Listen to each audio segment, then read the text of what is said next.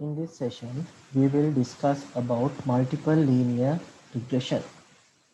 Here we will take let y denotes the dependent, or in other words study variable, that is linearly related to k number of independent variables. It means simply we can say that there is k number of x variables, and there for the k number of x variables, and the relationship between y will be identified under this multiple linear relation.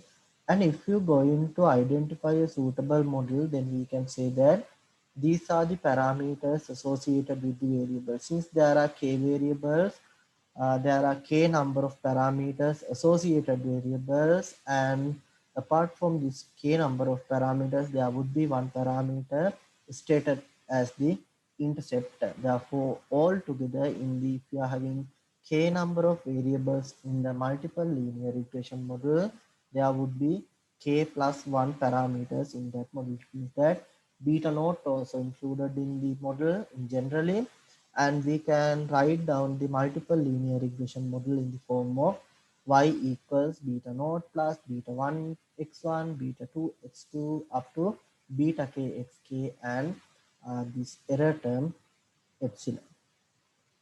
And this is called as the multiple linear regression model, and beta 1 up to beta k are the regression coefficients associated with x1 x2 up to xk variables respectively, while beta naught is the intercept term. As well as the previous session, we have discussed beta naught stands for the intercept term of the line, and then epsilon or is the error term, or in simply it is the random error component for the model.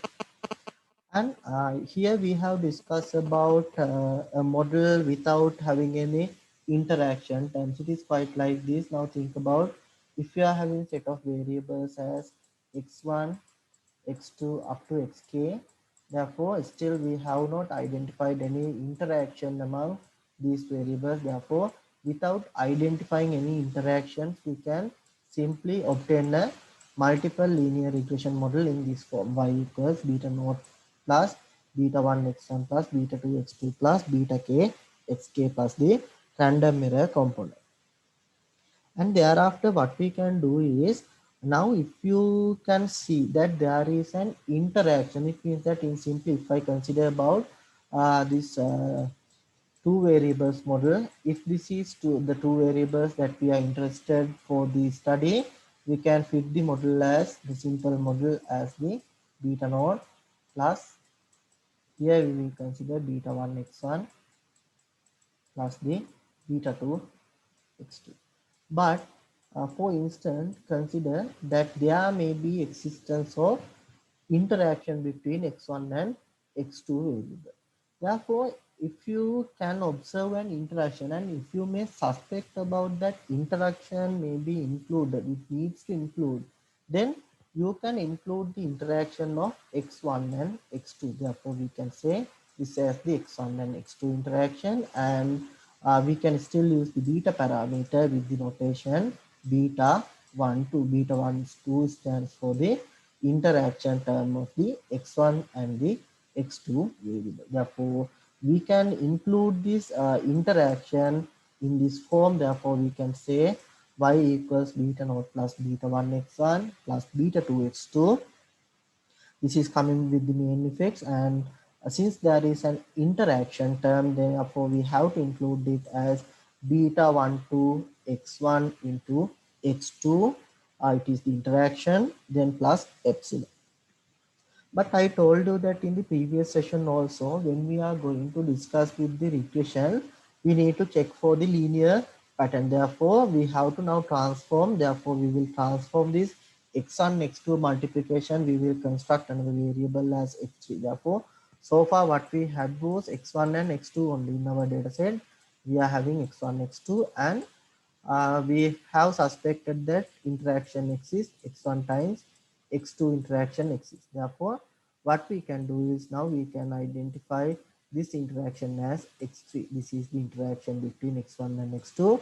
It is named as x3, and this can be now replaced using the variable x3. Therefore, the new values can be assigned as variable x3, and the parameter associated with x3, now we can say it as beta 3. Therefore, beta 1, 2 can be now identified as x3. Therefore, in this form now, you can rewrite this multiple linear regression model. Therefore, this x3 denotes the interaction between x1 and x2, while beta 3 is the interaction, the parameter for the, or the coefficient of this variable, simply for the coefficient obtained for the interaction between first and the second variable. And I told you that previously also, when we are discussing with the dealing with this multiple linear equation, we have to stick into the matrix format. Therefore, if we are having this multiple linear equation, normally we will get this as an example, we will get this as y equals beta naught plus beta 1 x plus epsilon. Therefore, now you can convert this into y. Here, if I take this beta 1 xi. Therefore, there may be beta 2, I will consider another one, beta 2 x, the value xi1 with xi2 with the epsilon I value. Therefore, in general, we can use this notation to denote a multiple linear equation. Therefore, if you are substituting the values from I goes from 1 to n, n for the observations, therefore, we can obtain a set of values. Therefore, this set of values can be converted into the matrix approach, and we will use the matrix approach for the calculations regarding the multiple linear equation. Therefore, once you converted this equation into the matrix format, then we can say y is a vector which contains the response value, and here we will, here it comes the x is the x is the variable values we are having, and it is a matrix, and beta will be a vector which contains the parameter, and epsilon will be a vector which contains the error terms for each one. Therefore, this is how we are converting um, multiple linear equation form into the matrix format. Therefore, we will use this matrix format inside the multiple linear equation. And when we are dealing with the multiple linear equation, the next important thing that we have to pay our attention is the multicollinearity of the variables. The multicollinearity of the variable means that the interaction, or if there is any association among the variables. So far, we have think that x1, x2 up to xk variables are independent, k number of independent. If these k number of are independent, then we can perform a model in this form. But for sometimes, if there is an interaction, then there should be a way of identifying this interaction. Therefore, this can be seen using, once you obtain the correlation matrix among the variables, it is one method, or else you can just model this and you can test for the multicollinearity. Therefore, using the multicollinearity, we can identify whether which variables should be interacted with each other. Therefore, if the multicollinearity exists in the situation model, then we need to identify them. Therefore, we are using the variance inflation factor. Variance inflation factor, which is abbreviated as VIF.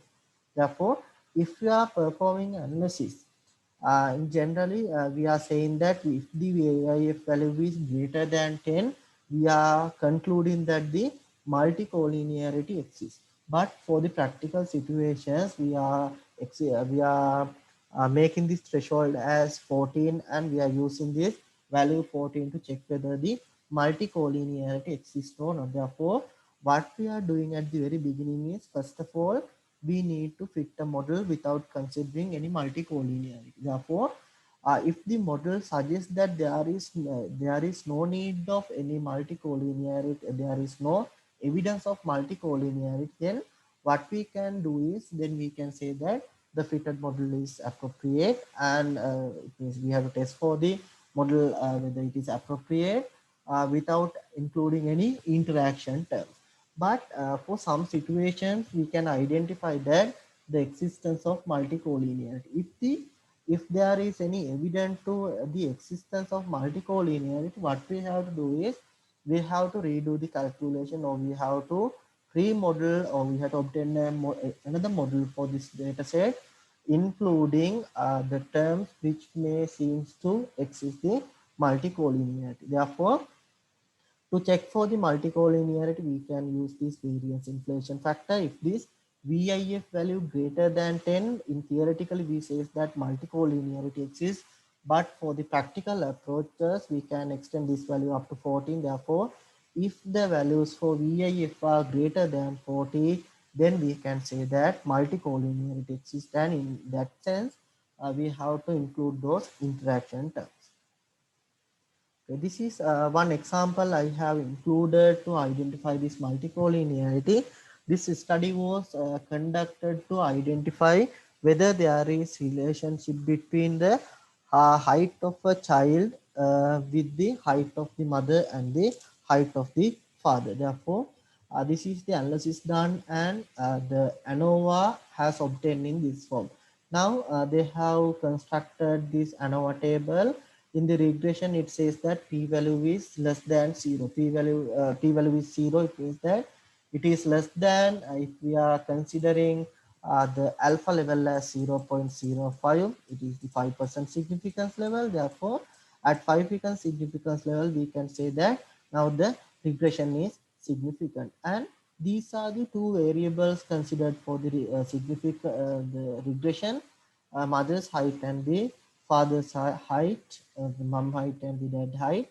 Therefore, we can say that these p-values also equal to 0 means we are testing the hypothesis that beta I equals 0. This is the null hypothesis. If p-value less than alpha level, then we have to reject H0. Therefore, in that sense, we can say that there is an interaction or effect from mother's height as well as the father's height. It is because both the p-values indicates that these regression coefficients are significant. Therefore, the height of a child is depend on the mother's height as well as the father's height. Therefore, according to this study, the p-values as obtained, and F ratios, MS values, SS values, and degrees of freedom.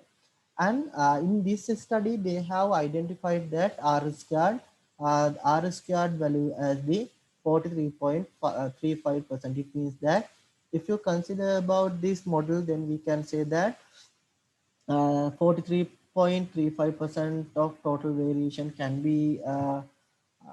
be expressed using the fitted model. But rather than the R square, if the adjusted R square is obtained, then we can use the adjusted R square for making the interpretation. Therefore, we can say that using the fitted model, 42.81% of total variation can be explained. Therefore, so far now what we have taught was the height of the child is only depend on the mother's height as well as the father's height.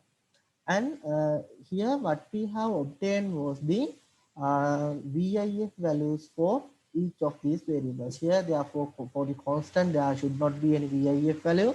Only for the coefficients associated with the variables, we will have this variance inflation factor value. Now you can see that the VIF value obtained for mother's height was 1.19.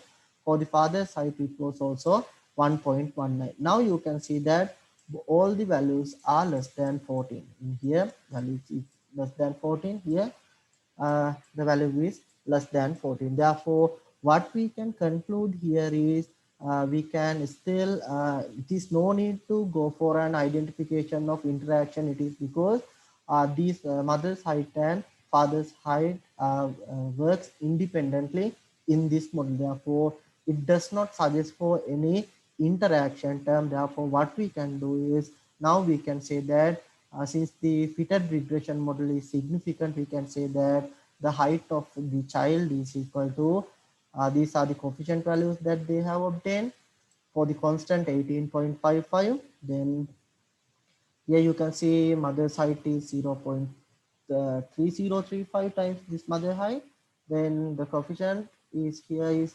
0.3879. It's for father side. Therefore, we can identify a regression equation in this form. Therefore, we can use this equation to the predicting the or just the estimating the value of a height of the child if the mother's height and father's height is known. Then here you do not need to apply any interactions. But now think about if you are having another with x1, x2 and x3 variables. If you may think about x1, x2 and x3. Sometimes you may have variance inflation factor here as maybe 33.75. Here if it is identified as 21.37, then here it may be 1.56. Thereafter, what we need to do is here it says that x1 has a multicollinearity and x2 also has a multicollinearity since this value is greater than 14 and this value is greater than 14. Therefore, x3 can be behave alongly. It is because the VIF value is less than 14. But for these two variables, we have to identify the multicollinearity. Therefore, here we can include the interaction terms. Therefore, we can include the interaction terms as x1, x2. And if you need to check whether these multicollinearity exists, then x1, x3 can be included as well as x2, x3 can be included. Therefore, using this technique, you can identify whether there is any need of including the interaction terms in the model. But if you have include all these interaction terms in the model, and if you rerun the analysis again you will get the p-values for these variables. Therefore, using the p-values obtained for the coefficients, it is because again you will get another equation in the another table in this form for the regression. Now you will have mother's height as an example. You may have x1 would be here in this for this example, x2 will be here, x3 will be here, and if you have just identified the interaction of two ways only, x1 x2 will be here, x1 x3 will be here, x2 x3 will be here. Therefore, based on the p-value that you have obtained in the table, if the p-value is less than if this value is less than 0.05, this may be the obtained values for the p-values for each parameter. Therefore, if this p-value are less than 0, then we can say that that parameter should be included in the model. Therefore, this may be included, and here this may be included. And now think about if this is included, if the p-value is still 0 or a value less than 0.05, then we can say that this is need to be included. But now think about if this value is around 0.95, if the p-value is 0.990, then it is no need to include this value inside the new model. It is because now it says that this value is not significant. Sometimes then this value may not be significant. Therefore, in such situations, only the significant values should be now included in this fitted model. Therefore, now even though you have identified this multicollinearity, after identifying the multicollinearity, you can include the terms, and here there is another term that we can include. It is the three-way interaction, x1, x2, and x3. You can check for this also. If this exists, then you can include it, or if otherwise the p-value is greater than 0.5 for this set of value, then we have to omit it from the final model. Therefore, this is how we have to identify what are the variables that we should included in the module. And using the VIF, we can identify whether the interaction terms are actually needed in the model or not. And when we are going to fit the model based on the RL squared, we have to determine whether how many parameters should be included in the module. Now, as an example, we will take this. As an example, now think about there are altogether x1 up to x7. Now think about, if you can see, there are altogether x7 parameters, and if you have run this analysis, then you may get 7 variables, and you may get all the p values are less than 0. It means that all the variables are significant.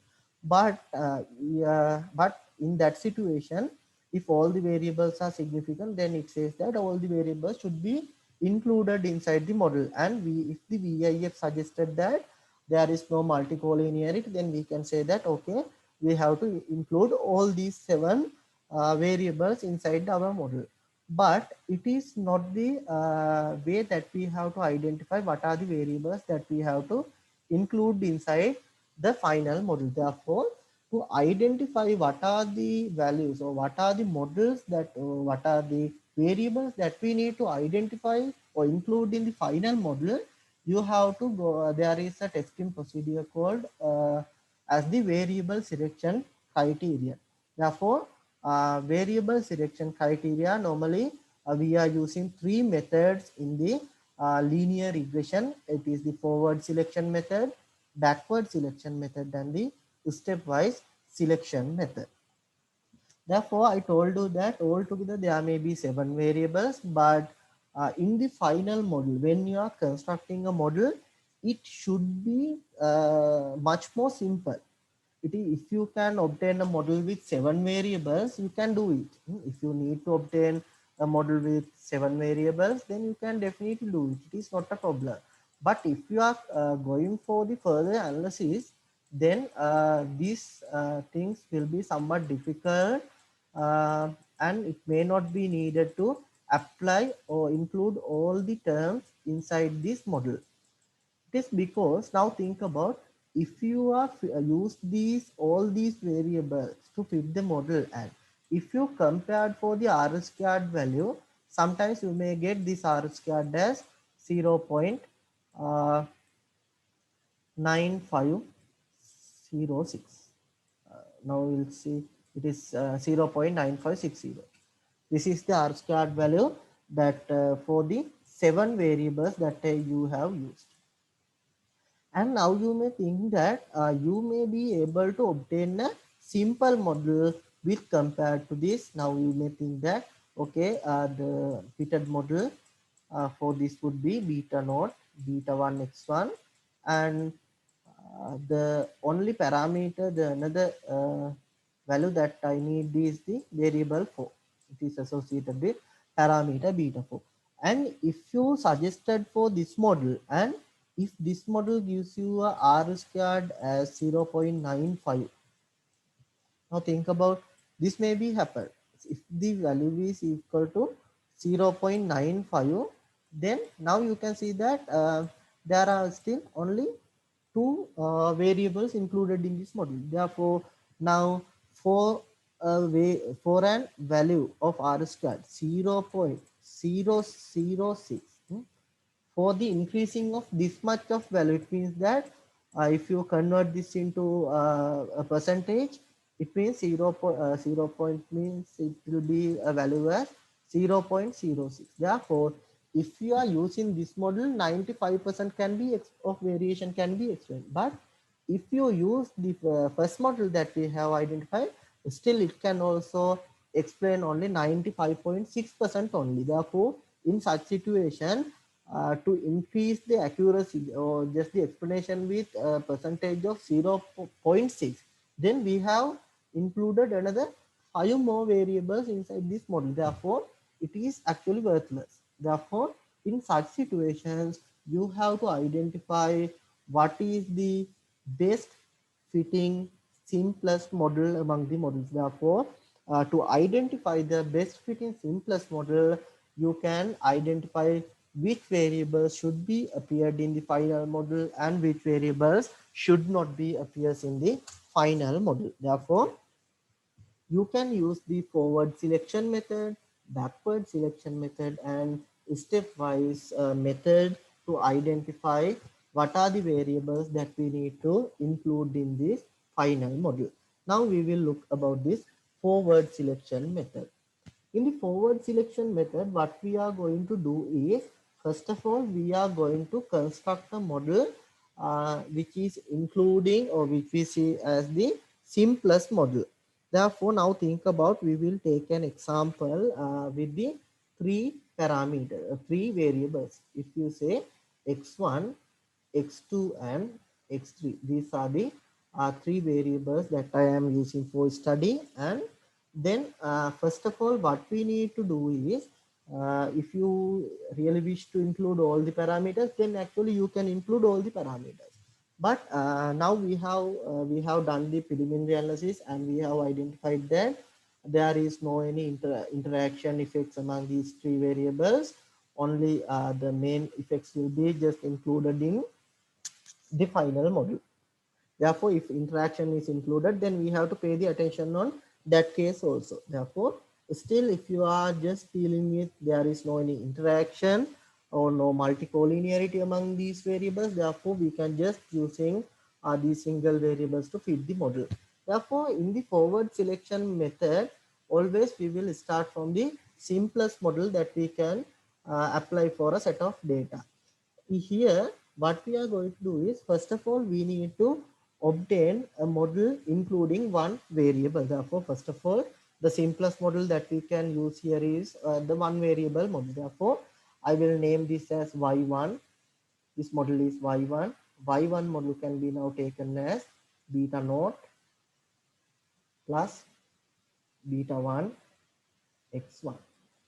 Then I can name the second model. It is, I am just naming, these are notations only. 1, 2 are notations for y. Then y2 can be modeled as, it is still the intercept term with one variable. It is beta 2 x2. And if you see about the third one, it is y3.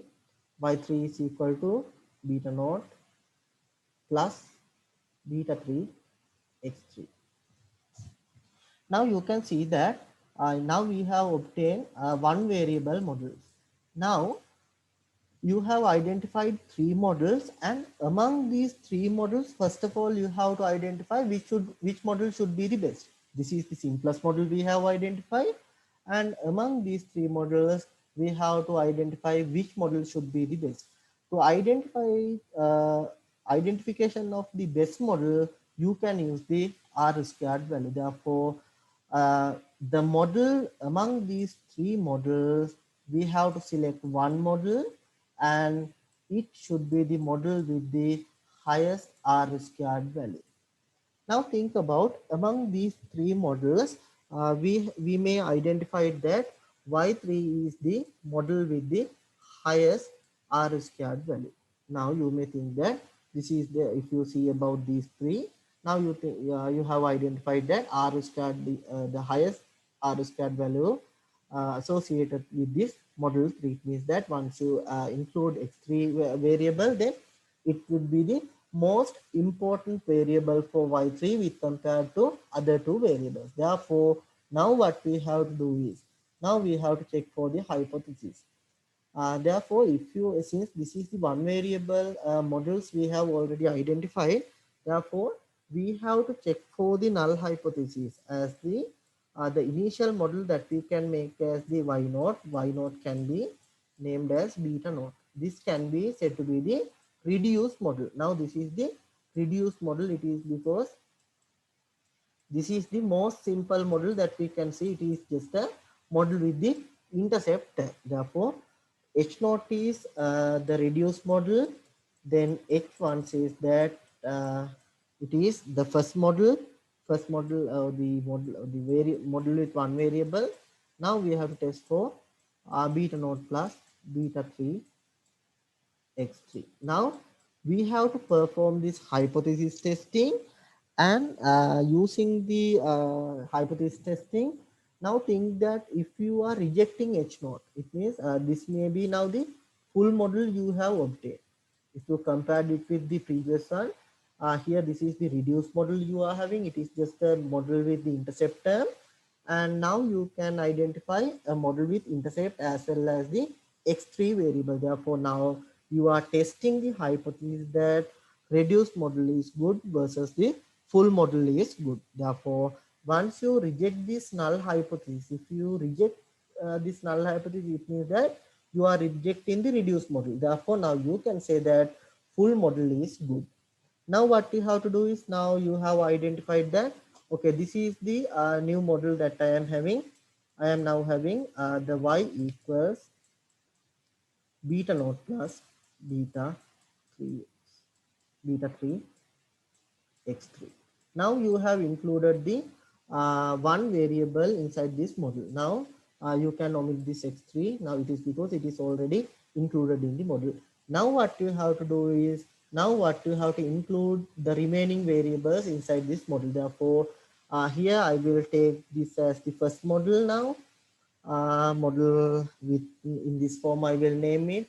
Here I have already included third variable, and now I am including the first variable also here. Therefore, here beta 3 x3 plus, here I am applying the beta 1 x1. Now we are performing these two variable models, and the next model can be write in this way. This is what we having now. It is a variable having the third variable, model having third variable beta 3 x3.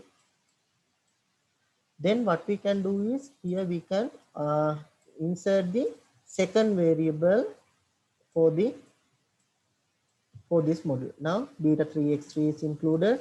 Now we are using this b, here just mistake, beta 1 x1, beta 2 x2 would be applied here. Now what we have to do? Now again you have identified two models. Among these two models, you have to identify one model which is having the highest R squared value. As an example, now you may identify that uh, the one with highest R squared value, we will say, if it is for this model, now we will say the highest R squared associated for this is the model having third than the first variable. Now what you have to do is, now this is your full model, and this is the reduced model. It is because we have already identified this as a good model. Therefore, now what you have done was, you have added an additional terms for this model. Therefore, now you may say that H1, H naught, it is the reduced model. Reduced model was Y3, which says as beta naught plus beta 3 x3. This was the reduced model you had, and now you may identify a full model. Therefore, the full model is now Y31. Therefore, this can be beta naught plus beta 3 x3 plus beta 1 x1. Therefore, now this is your reduced model, and this is your full model. Now you have to test for reduced model versus the full model. Now even in here, if it is rejected the null hypothesis, now you can say that, okay, full model is the best model among these two. Now if it is failed to reject null hypothesis, then you can still say that, okay, this is the fitted the best fitting model for this data set. Therefore, I will terminate the calculation from this point. Therefore, if it is failed to reject H naught, then we can terminate the calculation at this point.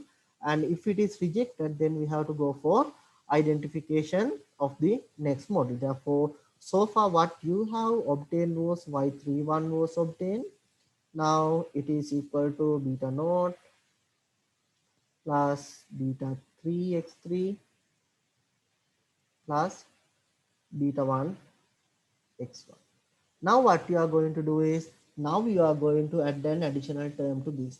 Therefore, now you may say that the next variable we are having, it is because now this is also included, x1 is also included. Therefore, now it is okay. Now you have to, the remaining is x2. Therefore, I will include it in the model. It is beta 2 x2. Now what you have to do is, now you have to perform the hypothesis. Now your reduced model was the model that you have identified here. Now if it is beta naught beta 3 x3 plus beta 1 x1, Then H1 is the new model that we have identified. It is Y. Here you can say it is 312. Full model is 312. Therefore, it contains beta naught, then beta 3x3, then beta 1x1, and the beta 2 x2. Therefore, these are the values you have obtained. Now you have to test for the, this would be the now reduced model for the calculation, and this would be the full model you are considering. Therefore, now you have to test for these two. Therefore, if this suggested that if it is failed to reject H naught, that we can say that now it is okay to use this model. But if it still says that this is rejected, then you have to say that this model would be the appropriate. It is because now you have include all the terms inside this model. But if you need, you can include the interaction also. You have to repeat this thing until you are not you are failed to reject H naught. Therefore, this is how you are using the forward selection method for the variable selection. And the most important thing that you have to keep in your mind is, in the forward selection method, you are starting from the simplest model, and gradually you are building up the model. And now we will come for the backward selection method. Uh, this should be backward elimination method or selection. It is because in the backward elimination method, what we are going to do is, we are going to construct the full model first, and then we are going to eliminate the models among a set of models. Therefore, in the backward elimination method, what we have to do is, first of all, we need to identify the full model. First of all, we need to identify the full model. In the full model, we may say that we may include all these three terms here, by assuming that no multicollinearity exists. Therefore, the full model will be now beta naught plus beta 1 x1 plus beta 2 x2 plus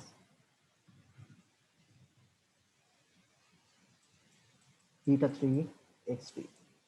This is the full model that you can. It is because you are having x1, x2, and x3. These are the variables you are considered for the study.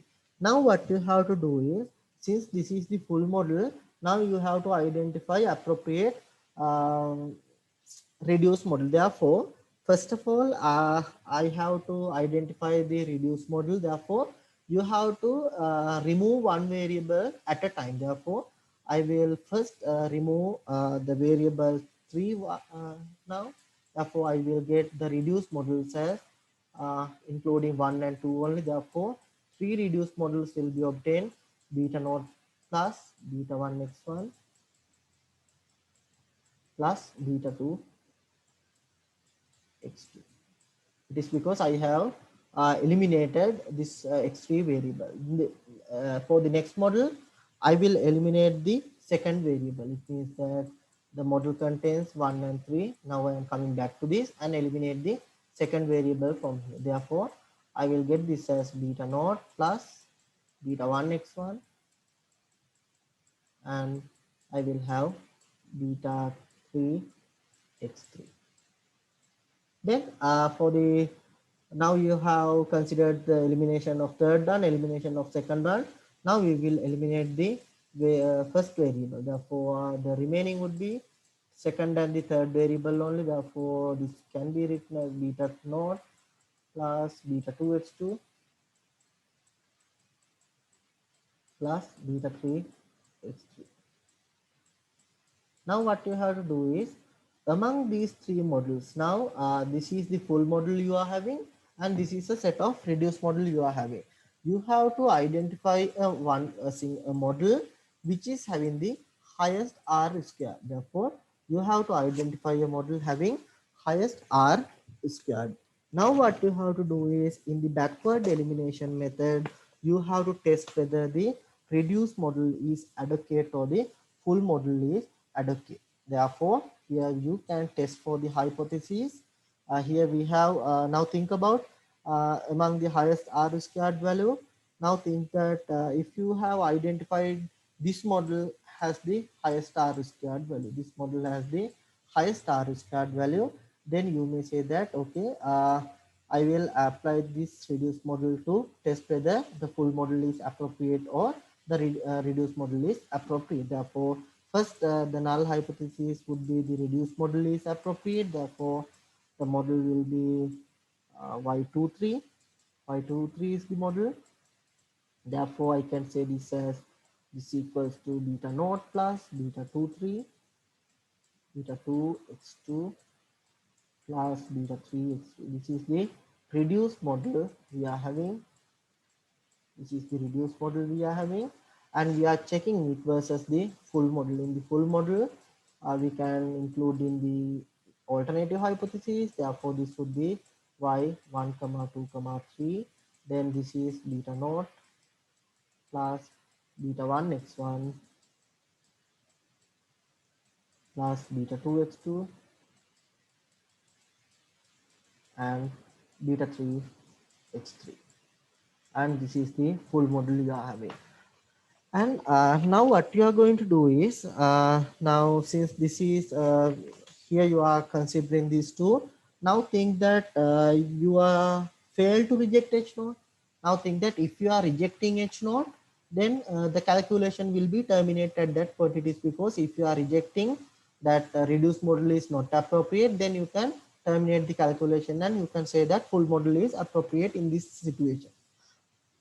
But what will happen if we fail to reject null hypothesis? If you fail to reject the null hypothesis, now we are failed to reject this hypothesis. Therefore, now we have to say that this is an appropriate model. Therefore, now we have to consider this model as the new full model we have obtained. Therefore, this is the new full model you have obtained. It is 2 comma 3, and then you have to test for beta naught, beta 2 x2, and this is beta 3 x3. This is the full model now you are having. Now what you have to do, now you have to again construct the models by removing one variable at a time. Therefore, now you may get another set of equations having one variable. Therefore, now you can say that the reduced model. Therefore, now you can omit the third variable for the first time. Therefore, I will get one reduced model as beta naught plus beta 2x2, and another reduced model I can get is y3 by eliminating the x2 variable. It is beta naught plus beta 3 x3. Therefore, same as previous, we have to select one model among these which is having the highest R square. Thereafter, what we have to do is, again we have to test for the null hypothesis that reduced model is appropriate versus H1 full model is appropriate. Therefore, in this scenario, if this is the model that we have identified as the highest R squared, now you can consider this as the reduced model, and the full model. Now the full model has to be considered as this. It is because this is the model that we have identified as the suitable model from the previous step. Now we have identified this is the suitable model. Therefore, now we have to consider this as the full model for next testing. Therefore, you have to repeat this until you are rejecting H naught. Therefore, if you reject H naught, it means that a full model is appropriate. As soon as you got that uh, result, thereafter you have to stop the calculation. Therefore, this is how you are using the backward elimination method, and using this concept you can identify what would be the best fitting model. And the next method is the stepwise method. Stepwise method can be considered as an it is just an modification of the forward selection method. Therefore, in same as previous, here also we have to identify a set of models, and with the highest R square. Therefore, in the stepwise also, we are starting from the simplest model, and thereafter we have to go in the stepwise manner. Therefore, when you are performing a calculation, when we are going to identify a model which is appropriate for a given data set, then you have to, when you are performing it using statistical software, you have to select whether you are using one of these three models. Therefore, anyhow, the stepwise model would be much more appropriate than these two models. It is because actually the stepwise method is just a modification of this forward selection method. Therefore, I'm suggesting for most of the time, if you can use the stepwise method, then it will be really easy for us to obtain or identify the best fitting model. Therefore, it is because in the stepwise method, we are always identifying one step previous model again, and we are checking the hypothesis for this one step previous models also. Therefore, it is better if you can use the stepwise method among these three methods. But if you wish to do it, then you can just go with the forward selection method or else just the backward selection method. Actually, this is what I need to discuss for multiple linear regression, and thank you all for participating with this session.